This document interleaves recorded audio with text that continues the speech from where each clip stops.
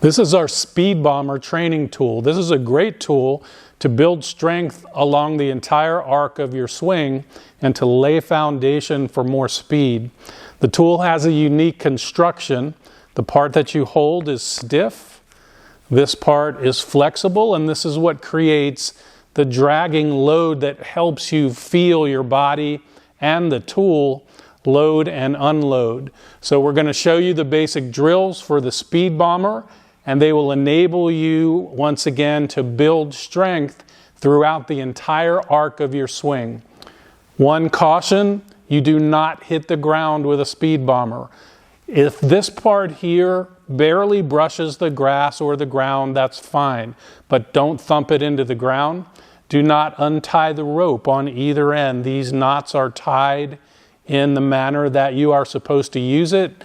You don't have to change anything. And once again, you always hold the stiff part. You do not hold the flexible part. Here are your basic drills. This tool is called a Speed Bomber. It helps you develop speed, but also strength along the entire arc of your swing. We're going to take you through the 3 basic drills and then 4 supplemental drills that we have found to be tremendously effective for enhancing the training effects of the Speed Bomber. The first 3 drills are the same as the drills you use with a jet stick. So we're going to start with front end speed, or what we call halfway back all the way through. Now Michael's going to make 6 swings here. He's only going half backswing and then a full follow through.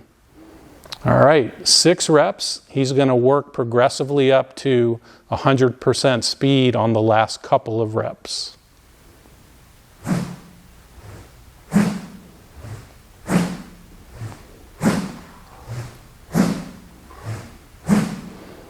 Now, the reason why we only go halfway back on this drill is we temporarily want to take away from you anything you could get from the top of the backswing in terms of generating energy, power, speed. So we're just trying to make sure that you learn how to fire with the body and really put a lot of energy out in front, represented by where that American flag is. So you can see when he does this one more time how much it looks like an uppercut with the trail arm. All right, we've given him, I think, enough rest where he's going to do one more set, halfway back all the way through, or what we call front end speed.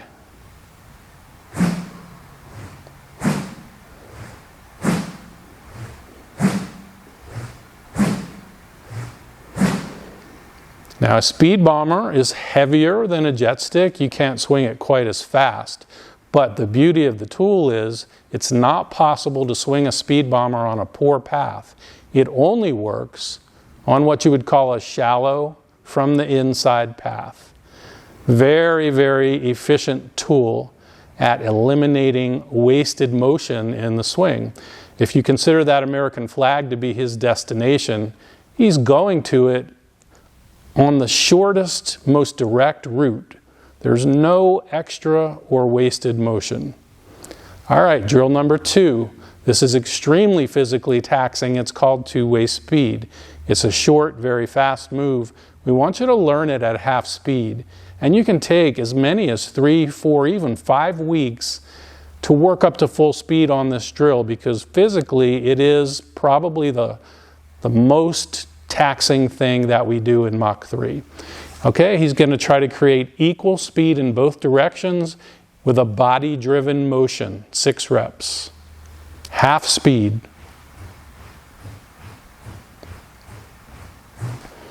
Now when he does that again in a minute, I want you to notice it's not a wristy, flippy action. It's driven by his body. We say drive it with your ribs. So what we're teaching you here is be grounded, be stable, be strong in the middle, and that's going to enable you to create speed out on the far end where the club head would be. So here is another set. We're going to have Michael do it now at full speed, but remember that you can take 3, 4, or 5 weeks to work up to full speed on this drill.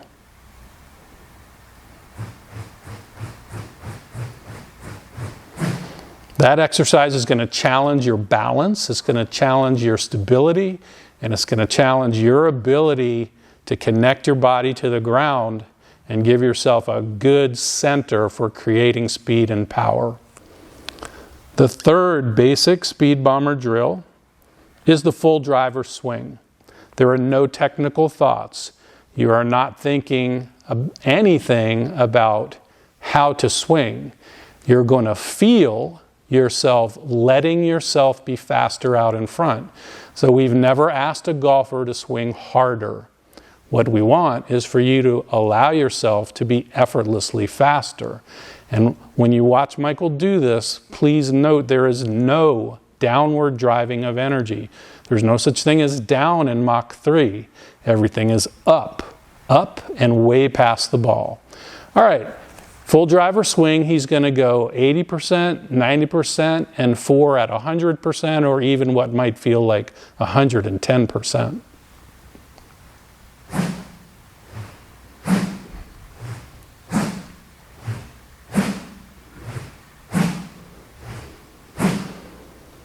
Now, what I want you to notice when we get to his second set is all the energy, all the speed, all the focus is out in front.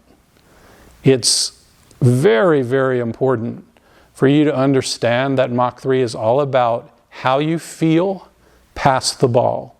We never mention the backswing. We never study the backswing. We never analyze the backswing. We never try to break this down into parts or pieces or positions. It's a feel. How much can you feel that your energy is upward and out in front? All right, here it is again. This is full driver swings, 6 reps.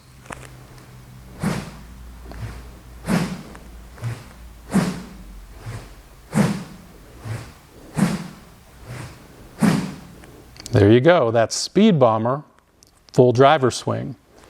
Now, we have 4 supplemental exercises that we've developed over the course of the past 3 years that we found really help the golfer understand what it feels like to load the body athletically, to have all your attention and focus and energy out in front, and to be a strong finisher. So really, if we ask a Mach 3 golfer, tell me about your swing, what we want to hear is, I'm really fast out in front, and I'm a strong finisher. Notice there was no technical part of that answer. We're not looking at positions. We're looking at how much energy you can have alive and kicking when you get to the finish of the swing. All right, now this next drill does occur in what we call the backswing space, but the energy is actually drawn from the target, thrown into the backswing space, and what I want you to see is how athletically he's loading. So this is called the backswing throw. He's going to do 6 reps.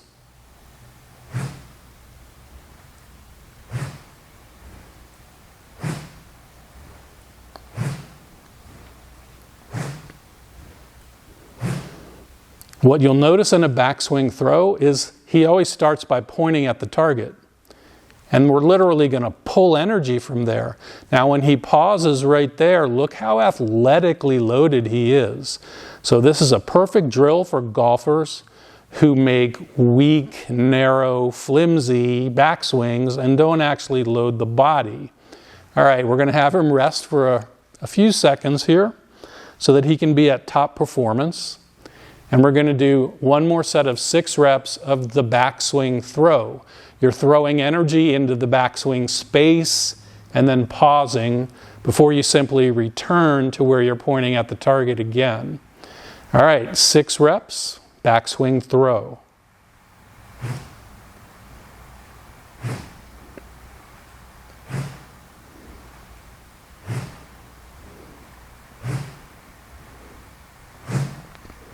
Excellent. So again, that movement is occurring in the backswing space, but we're not breaking anything down into parts or studying or analyzing the backswing. To us, the backswing is nothing but how you load your body to then put all of your energy upward and out in front. All right, the next drill is called backswing throw and go. So Michael will perform a backswing throw and then immediately swing through. Now remember, you're throwing energy into the backswing. That's what creates the athleticism. And then he's going to swing through without interruption. Okay, 6 reps. Throw, go.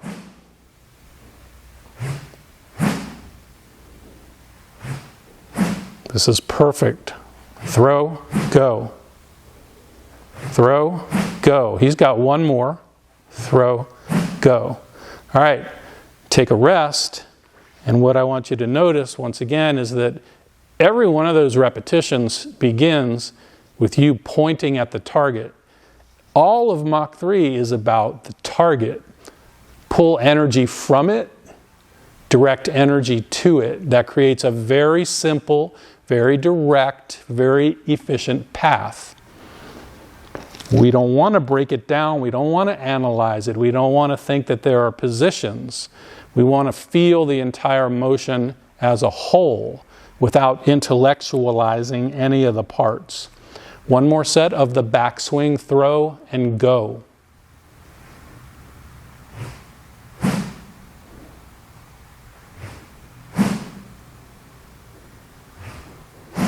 We need 3 more reps.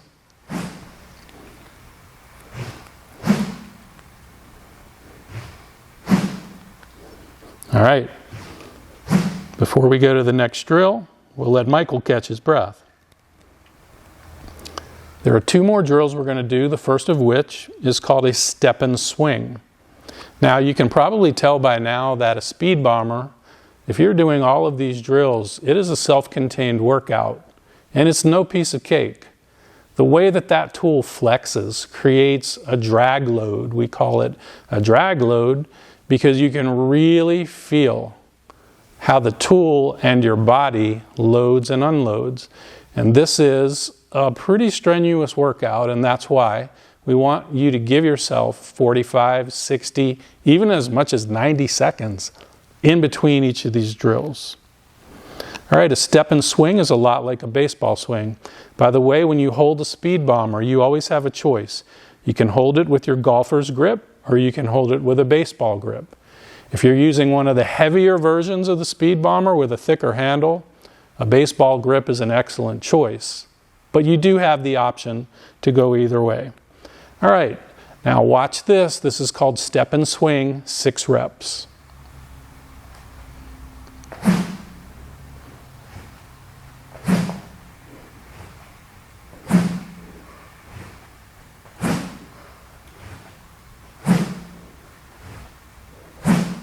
Great.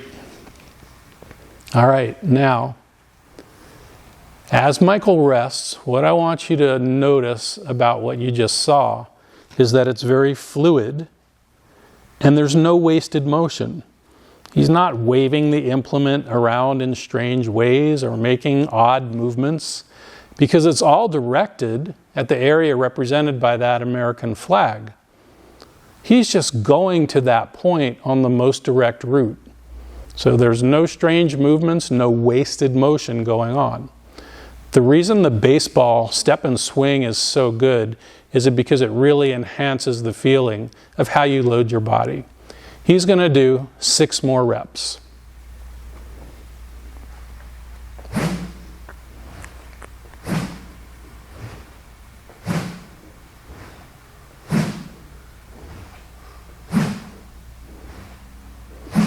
That was great. So you notice again how fluid it is, how devoid of any wasted motion, how efficient, how direct, how he's basically just putting every movement he has oriented to that target that's upward and out in front.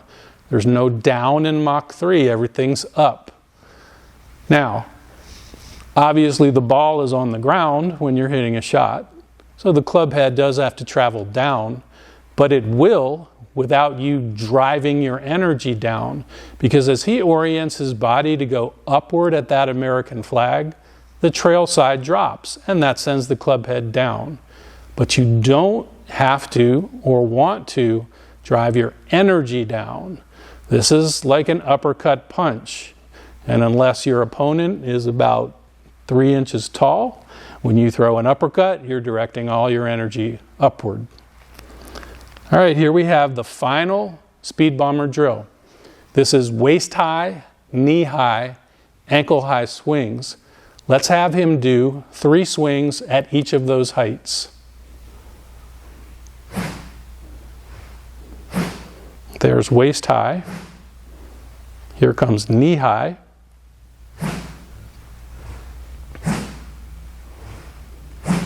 And here comes ankle high.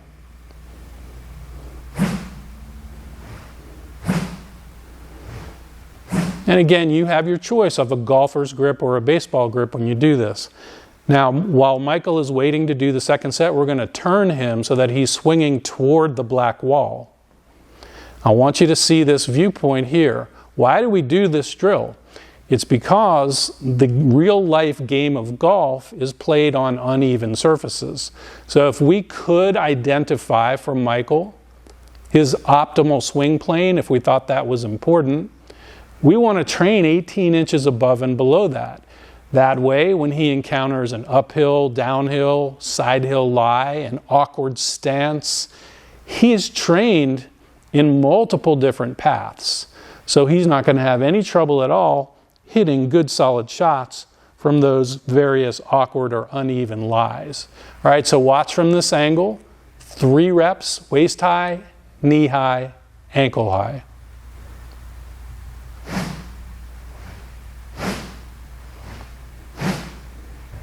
Here comes knee high.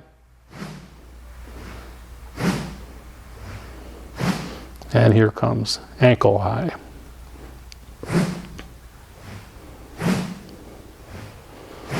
And again, when you watch that video, from that angle, it's very easy to see that the tool swings only on a shallow from the inside path, and that there's no wasted motion. So those were all of the various drills that you can do with a speed bomber, and it is a self-contained workout.